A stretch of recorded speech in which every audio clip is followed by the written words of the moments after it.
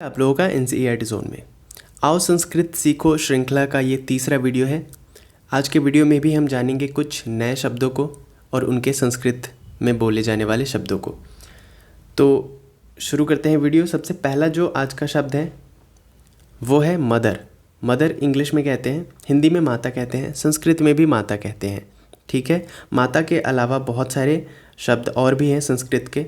तो एक बात पहले समझ लीजिए कि माता सिर्फ हिंदी शब्द नहीं है, माता संस्कृत शब्द भी है जो मदर के लिए इस्तेमाल होता है संस्कृत में। इसके अलावा और भी बहुत सारे शब्द हैं जो कि माता के लिए इस्तेमाल में लाया जाता है, जैसे मातृ हो गया, जैसे जनयित्री, अपेक्षते, जनी, अंबिका, करविरी, गो, अम्बी, प्रकृति, जननी, धात्री।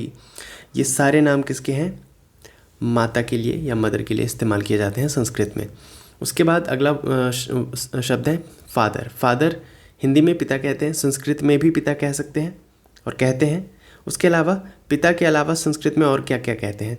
पितृ, जनकः, जननः। ठीक है, उसके बाद तातः। बहुत सारे शब्द है ये संस्कृत में जो पिता के लिए इस्तेमाल किए जाते हैं।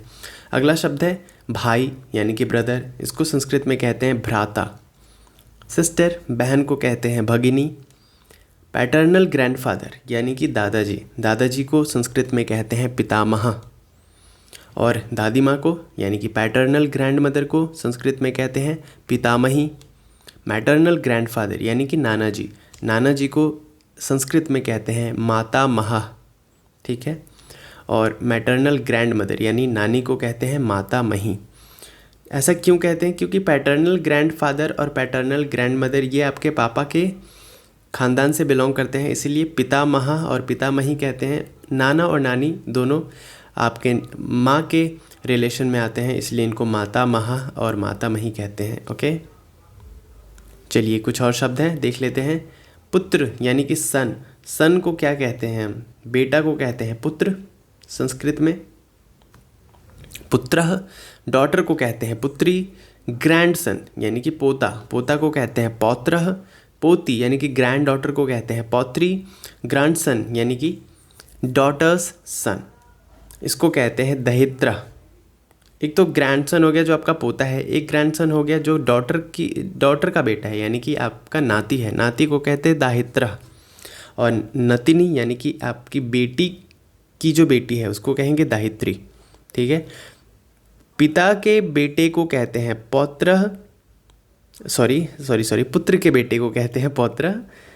जैसे आप मान लीजिए दादाजी हैं, आप मान लीजिए कोई इंसान है, आपका नाम ए है। ए का जो बेटा होगा वो ए का बेटा है, और बी का जो बेटा होगा सी, वो ए के लिए क्या है? पोता है। और बी की जो बेटी होगी डी, वो ए के लिए पोती है। वैसे ही ए की एक बेटी भी है जिसका नाम एफ है, तो एफ का जो बेटा होगा मान लीजिए जी, वो ए के लिए नाती होगा, और एफ की जो बेटी होगी एच मान लीजिए, ये ए के लिए नतनी होगी। तो पुत्र के बेटे को पौत्रः कहते हैं, पुत्र की बेटी को पौत्री कहते हैं, डॉटर के बेटे को दहित्रा कहते हैं, और डॉटर की बेटी को दाहित्री कहते हैं। पौत्रः मतलब पोता, पौत्री मतलब पोती, दाहित्रा मतलब नाती, और दाहित्री मतलब नतिनी। वाइफ को क्या कहते हैं संस्कृत में? वाइफ के लिए पत्नी शब्द का इस्तेमाल होता है।